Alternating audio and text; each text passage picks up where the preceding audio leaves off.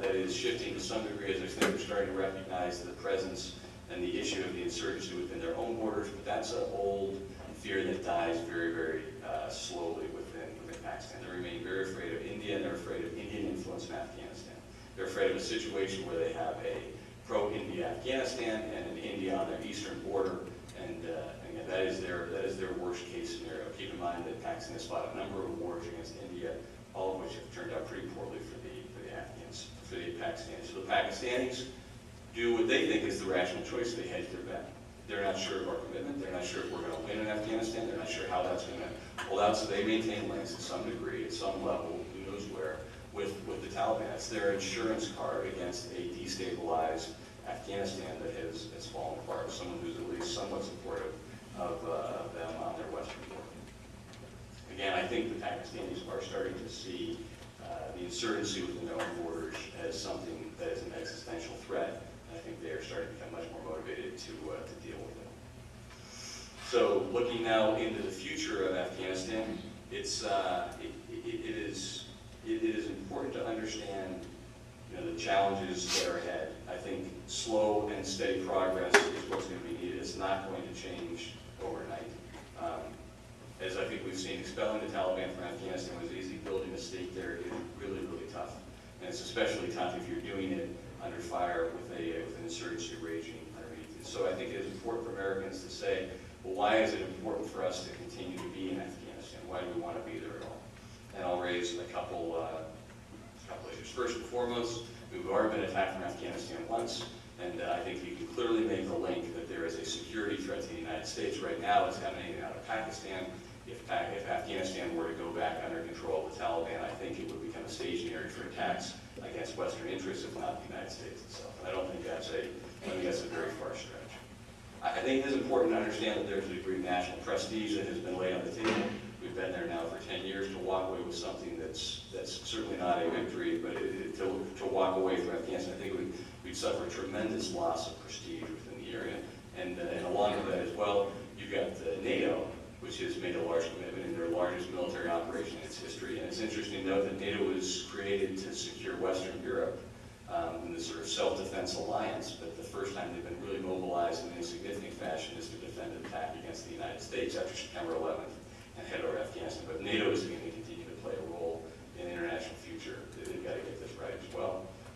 And then on a lesser level, if you want to be cold-hearted about it, but I think we have said many, many times on many levels made a commitment to the Afghan people that we are going to be there with them and help them through this process. And I think that's more of a moral argument than it is a realpolitik argument, but I think is very real. So four different scenarios for the future in the next 2 to 3 years.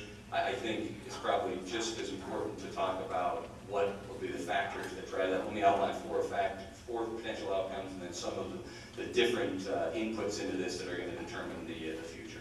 So I think one of the options is a mildly functioning government with control of the major populated areas, and security services are functioning, fighting a low-grade insurgency in the south and to the east, similar to what you saw in Colombia as they fought against the FARC. The government's improving gradually, still with considerable U.S. involvement, maybe not in a combat role, but in the training and advising and assisting role, and with the development of government. I think that's one of the more likely scenarios. Second is a moderately functioning government that has brought in significant portions of the Taliban, made governmental reforms to increase its effectiveness. I think they're still going to be there assisting them in that process, but I think with the insurgency at a much lower level. I think there is the possibility, it may not be likely, but the possibility of Afghanistan split along the old fault lines you saw in the late 1990s with the Northern Alliance in the north, centered around Kabul and north, and the Taliban controlling largely the south and the east, Kandahar and after Jalalabad, goes to places like that. And sort of a simmering civil war that goes in. I think the least likely, but still a potential, is a splintered country, what we'll call Chaosistan, what you saw in the mid-1990s, a splintered country, foreign assistance largely gone because it's so completely chaotic in there, and reverting back to a failed state. I think that's very unlikely, but I think it's not out of the realm of the possible. So what are the factors I think that we need to watch over the next few years to see which way that's going to go? I think first and foremost, it's U.S. commitment. I think the international community, I think the Afghans and the neighbors of Afghanistan are looking to see what our level of commitment is to this. I think that will be determined in part by upcoming elections, presidential elections, congressional elections that are coming up. But I think that is probably one of the key elements to determining which of these outcomes, which these futures will become reality in Afghanistan. I think it's also important to watch the political reforms happening within Afghanistan. Significant decrease, and certainly looking at the issues of corruption and effectiveness of the government. I think the efforts of the Pakistanis to deny the Taliban sanctuary within their own borders is absolutely critical. I think the success of military operations, specifically those in the south, centered around Kandahar, are important to watch, and reconciliation, if I didn't mention it once before, it is probably an important thing to watch, and hopefully splintering away those elements of the Taliban which are reconcilable. So which one will it be? I think we will see. I would just like to say that just simply because we've had issues and problems in the past, with some of the flaws that I've been able to identify in what we've done in the past, does not mean that we cannot be successful in the future. It means it's going to be difficult. It means it's not going to happen overnight. It's going to be slow and steady progress, if there's progress at all. But I think for the first time, we have properly resourced, fully thought out strategy for how to deal with Afghanistan. So I think it'll be interesting to watch in the years ahead. Okay, that's all I have.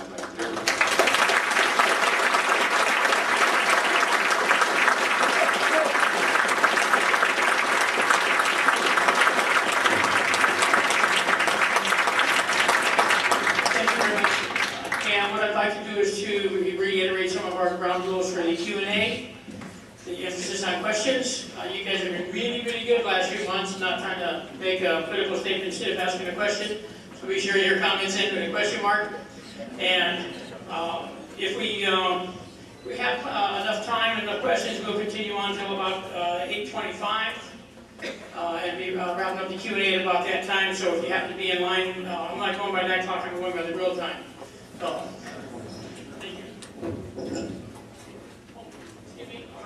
Forgot one other thing. Keep in mind that we have an active duty officer here, and don't expect him to make a lot of strong political statements that you might want to hear. Man's professional, it's not going to happen. So keep that in mind when you ask your questions, and don't waste them on something like that. But make them intelligent like they always are here. Thank you. Please. Politics is war by other means. Absolutely. As I understand what you're saying, we're going to need current force levels for another 3 summers, and then we may be able to drop down to a situation where we have a large individual force assisting the government and whatever forces we need for the counterterrorism issue. That suggests that we're going to have several thousand troops there indefinitely, 20, 30 years. Is that an accurate assessment, you think? I mean, the fact of the matter is, it's a potential outcome. I'm not sure what I know in 2014, here's what I'm not sure. I know we've said that in 2011 we'll start transitioning some troops back. I'm not sure how many that means, and I'm not exactly sure how that's the commitment we've made, whether that's 1,000 troops or 10,000 troops. I don't know what that will be, and I think it's very much going to be conditions-based, and I think the next 6 months or so will show you how that's going to go.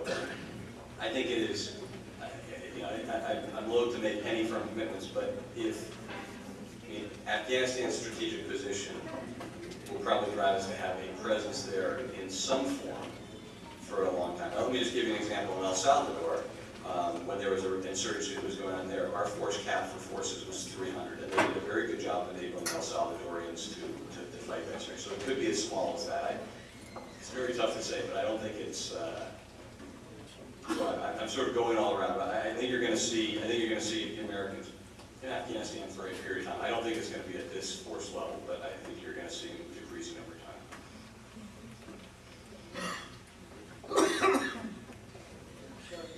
Well, first of all, thank you for giving us an opportunity to hear things that we normally don't get to hear. I have actually a number of questions. I'm going to try to shoot a couple of them right now. The first one, I know that Obama campaigned against the war, and now he apparently what what you guys want to do. And so the first question is, what caused him to change his mind?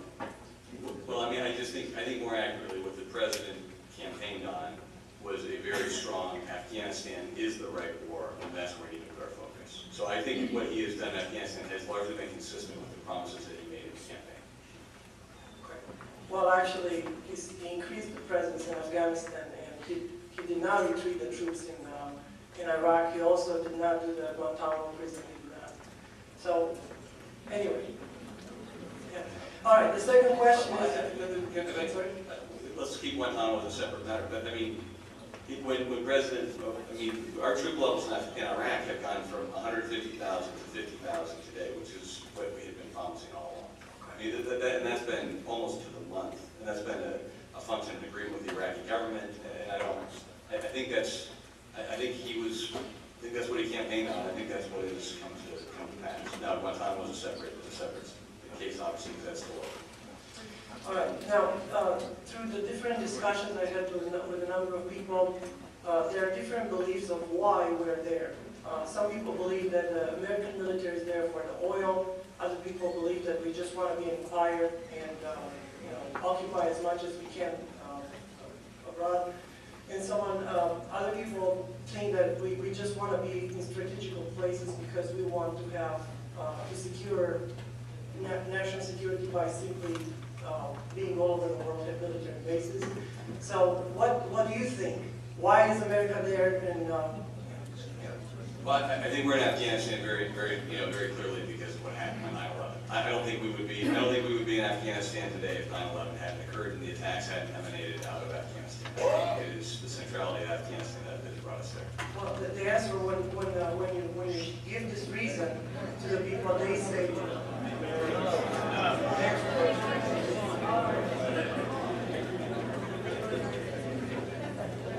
Thank you for your service, Colonel.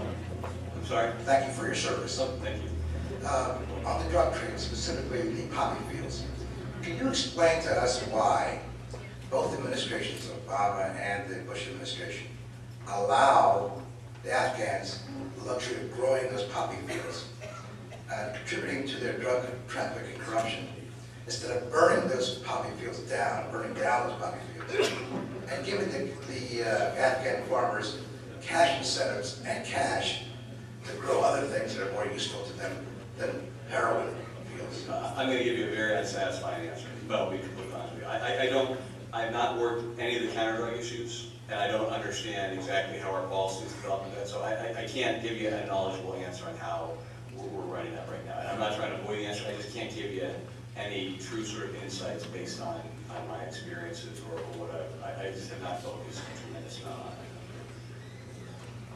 My question, sir, how do we maintain the sustainability of Afghanistan and replace that 80% GDP of foreign aid? Oil could be long-term, the discovery and drilling. More potential is the discovery of lithium there and the expansion of electric vehicles. Not that they're going to be a big EV market, but a supplier of lithium. What else besides that, and getting rid of the heroin fields, the poppy fields, is going to provide 80% for sustainability? I mean, it's a great question. Afghanistan is landlocked. It's tough to be a landlocked nation. So what do people pin their hopes on? They pin their hopes on precious metals. They pin their hopes on the centrality of its location in terms of transit for trade and terrorists that can be gained from that. And I think there's a belief that there's some petroleum reserves that are there. But I mean, it's a very good question, and I'm not sure what the fully formed answer is on that. I mean, at a certain point, they've got to develop an economy that isn't based on international aid, and that's a critical. I mean, it's a critical issue going forward. Thank you for your service. You're welcome. I wonder if you can elaborate on the current rules of engagement. Yeah, I certainly can. I was asked at dinner. Okay, to understand the rules of engagement issue, you have to understand some of the context and what had happened. So you will see how, you remember how I talked to you about how under-resourced we were in terms of personnel within Afghanistan. Well, if you know that someone is going to be able to come to your reinforcement, come to your aid because you're spread out very thinly, sometimes it demands or